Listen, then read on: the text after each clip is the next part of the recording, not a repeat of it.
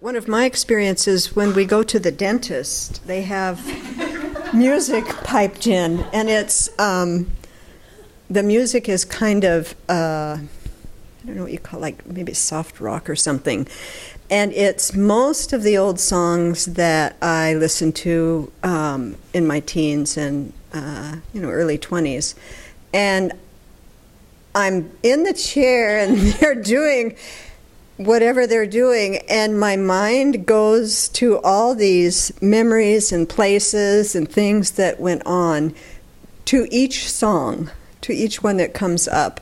And so it is like kind of riding a roller coaster in that dentist chair, to see the mind go to all the different places. And it just pulls me along, and I try to, not listen or whatever, but, because I know those songs so well, even after all these years, that, even a few bars and I know what it is. And so it's quite powerful, very powerful. Yeah. When I moved to the Abbey, I had a house full of stuff, and I spent a long time appropriately getting rid of things, right? And the hardest things for me were my books and music. And so I had this huge music collection, all different, albums and CDs and cassettes. And I went through this again and again, giving away and selling and this and that. And the music especially was very interesting to watch, because sometimes then I would, I had it down to this small pile. and I was really trying to, what is it here? So I'd watch my mind, and then I kind of really whittled it out and kind of realized that for me, there's a certain kind of music, like what she was saying, that makes, I would call it kind of sappy music, it brings up this emotionality. And so I was thinking about that and how that had this hook in me, because it was like a kind of I feel like those things that I was really connected to, some of them were like either pipe dreams of what I thought the good life was supposed to be. There was a big part of that. And it all had that kind of taste to it. And then in classical music, like in the whole time I grew up in a musical family, so I've always been around music. All my friends thought, how are you going to ever live at this place where there's no music? But I actually found out I never missed it, except for there was one piece of music that I associate with my little cat that I had for 19 years.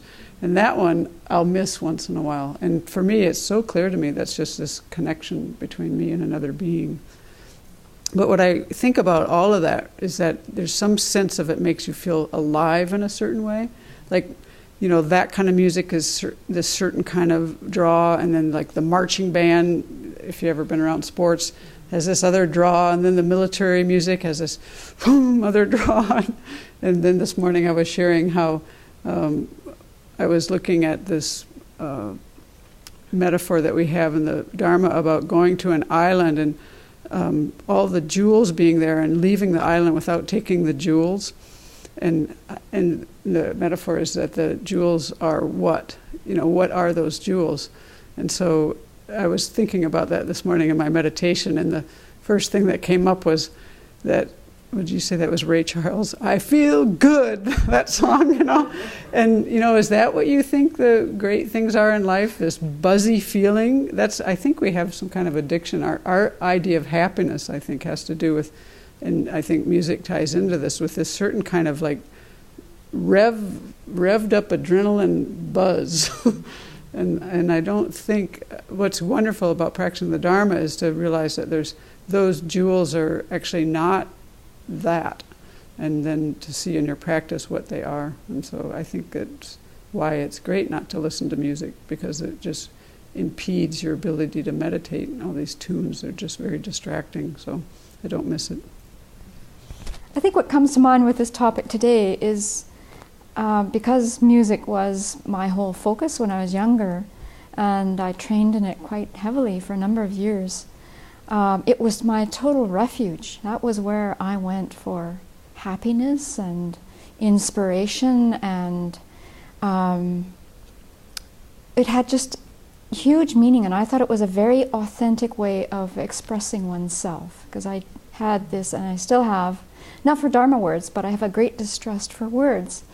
And music especially instrumental music, just seemed to be so clear and not contaminated, if you like, in my mind.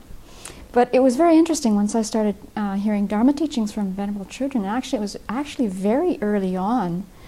I started to look really carefully at what I was taking refuge in. And quite quickly, without any effort, I don't know, I can't explain this, but my need to go there as a refuge really started to drop away quite quickly. And then it was sort of finalized in 1999. The home I was living in was robbed. It was a professional hit job, and so they took all of my music and they took part of my stereo. And at that point I thought, well, great, okay, so someone did me a favor. And I really didn't get the same hit. I would try too. I would try. I bought a new little stereo, and I would try and put on that Jane Seabury CD and get the same hit. And the hit wasn't there anymore. And then I had to grieve that I couldn't go there for a hit. But the other thing that I'm relieved of is that when I do encounter music, like in the dental chair at Dr. Ben's office, it's really quite painful to go back to those places where those memories would take me. And then there's a lot of time that I have to go through that day and maybe the next day of sort of getting rid of that history. I don't know, I just is like I could describe it as a hangover. So I don't miss that. And I'm quite happy. I'm quite surprised, but I'm quite happy not seeking out music as a source of refuge anymore. So the antidote, or an antidote that I have discovered, because I also sit in the same wonderful dentist's chair, and also I'm really susceptible, I think we all are, to music and the environment. You know, even when we walk into Fred Meyer for a quick pick up something, there's always music on the air.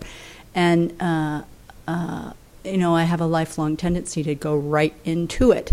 But an antidote to doing that is then Om Mani Padme Hum fits with anything. Anything. So Venerable Children just challenged me with the ants go marching in. So Om Mani Padme Hum, Om Mani Padme Hum, Om Mani Padme Hum, Om Mani. That's not ants go marching one by one. Om Mani Padme Hum, Om Mani Padme Hum, Om Mani Padme Hum, Om Mani Padme Hum, Om Mani Padme Hum, Om Mani Padme Hum. Right. Give me another one. The river's wide. Om Mani Padme Hum, Om Mani Padme Hum, Om Mani Padme Hum, Om Mani Padme Hum, Om Mani Padme Hum, Om Mani Padme Hum. Anything. Amazing grace. Oh, that one's easy. Om Mani Padme Hum. Do it. Om Mani Padme Hum. Om Mani Padme Hum. Om Mani Padme Hum. So I feel good. Om Mani Padme Hum. Anything. How about I can't get no satisfaction? I can't get no satisfaction. But I tried. That's the part we go. Om Mani Padme Hum. Om Mani Padme Hum. Om Mani Padme Hum. Om Mani Padme Hum. Om Mani Padme Hum. Om Mani Padme Hum. Anything. I recommend it as a mind protection.